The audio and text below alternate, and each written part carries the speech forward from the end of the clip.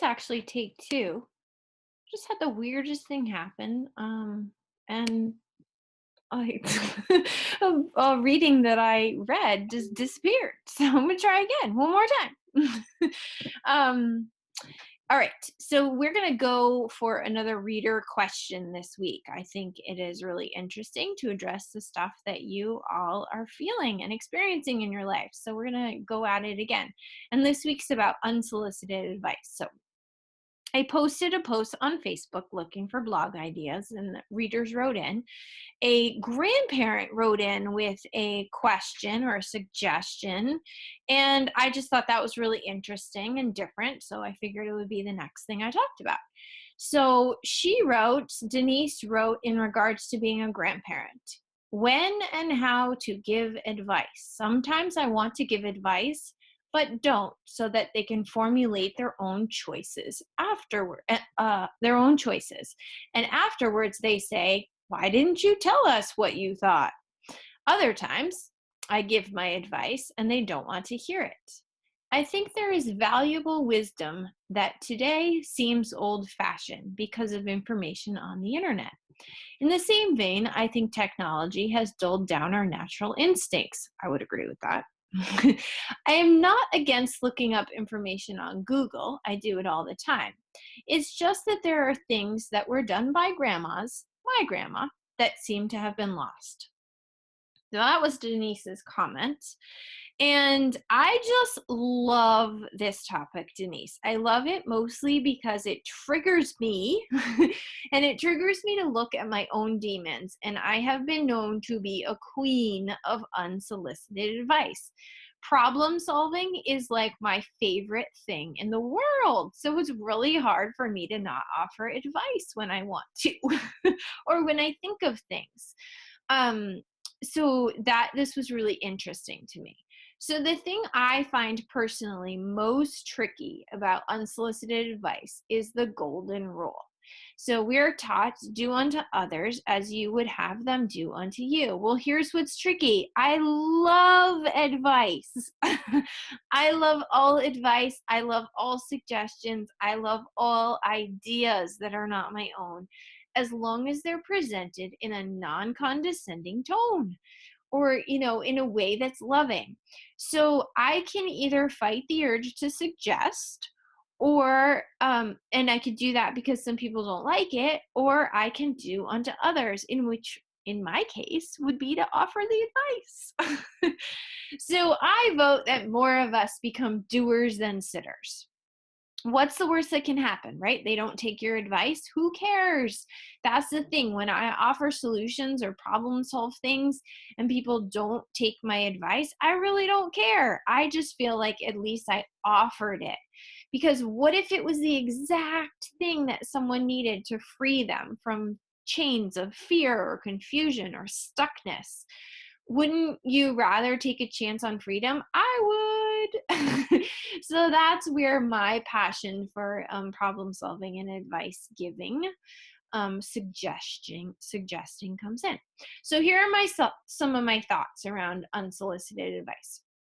So number one, consider asking, would you be open to a suggestion? Then honor their answer, no matter what it is, honor it. If they are looking for a suggestion, offer your suggestion. If they're not, move on. So this is going to build trust, right? You're going to build trust here. Number two, if you do offer advice, be respectful. Tone and body language are huge here. So if you're listening to, well, obviously you're listening to this audio. If you want to read this, go to the blog. But I got off track because I got confused here that I was actually reading to you. All right, so here's a place where tone might feel different. So you can say, I have a remedy that works like a charm, and just leave it at that and let them answer, oh, what is it? Or, oh, cool. Just feel where the conversation goes. Or you can say, I have a remedy that works like a charm, and sort of roll your eyes and move on, right? One is a loving offering, and one is a condescending remark that's like, well, you should listen to me. So do pay attention to tone and body language. And if you had seen me as I was reading those, my body language was really different in those two different situations. All right, number three, when in doubt, do what you wish someone would do for you. So there's my golden rule right there. If you're really stuck and you don't know what to do, I say default back to what you wish someone would do for you.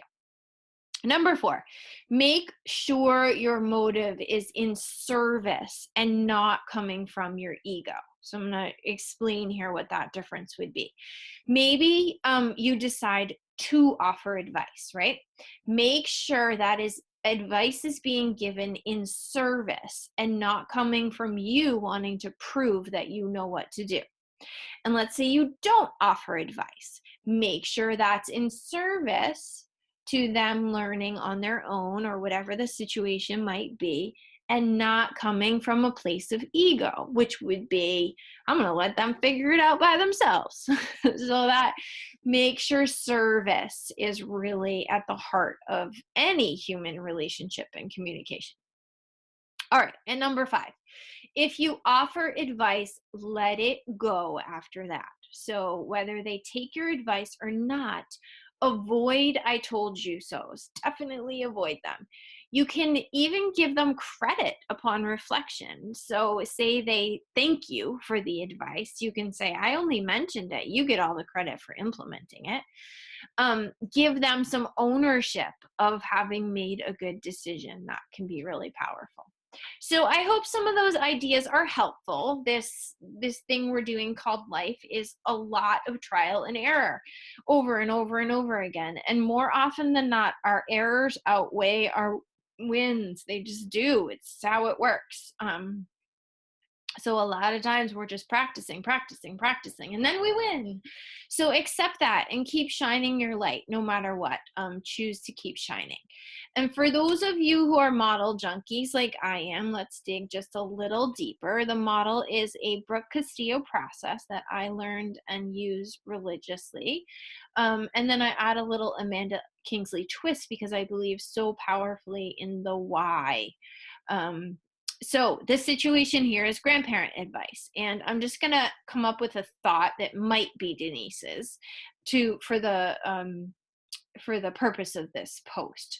So a thought she might have is, I'm afraid I'll do the wrong thing. That's a likely thought in this situation. I'm afraid I'll do the wrong thing. And the feeling this thought triggers is likely fear, right? So the action taken from that feeling would be to indulge in confusion. You can't decide what to do. You're swirling, you're circling, you're kind of just stuck in what should I do? And the result of that action is that you're not present, right? If you're stuck in confusion, and spiraling, you're not present, which is in fact the wrong thing, which was your very fear in the first place. So I would ask, is this in alignment with my why? My why is freedom. And for me, it would not be, definitely not be in alignment with my freedom to indulge in a place of confusion and worry about doing the right thing or not doing the right thing.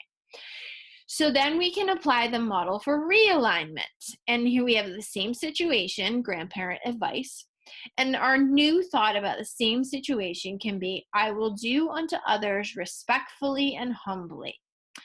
And the new feeling this thought triggers is clarity, right? The clarity here is, I know why I'm making this decision. I'm doing unto others respectfully and humbly. So there's some clarity around that. And the new action taken from the feeling would be that you treat others as you desire to be treated. So the result is that you are nurturing your relationships by being respectful and humble, right? So respect and humility are nurturing your relationships because you are treating other people in a way that is in alignment with you. So I would ask again, is this in alignment with my why? And the answer would be yes, it absolutely is in alignment with my freedom to feel a sense of clarity and do what I believe to be right, right? So I am the only person I can control. So it's much more freeing for me to know that I'm doing what's best, what I believe is best, than it is to circle in confusion about what should I do. All right. So I am curious from all of you who are listening or reading, what's your MO? What do you do? Do you stay quiet or do you speak your truth, and why? Tell me why. I'm always curious about why. Until next week, um write in your questions if you have them. This has been kind of fun, so we'll see where it goes. Otherwise, I can always come up with something to talk about. Bye-bye. My goal is your growth, so I hope this was helpful to you. Please do reach out and let me know. And remember that we can work one-on-one together in the 9-week Live Your Why coaching program. You can find the link to that on the website. You can also listen to our co-hosted podcast, Creating Wealth and Wellness, free on iTunes or here on the website.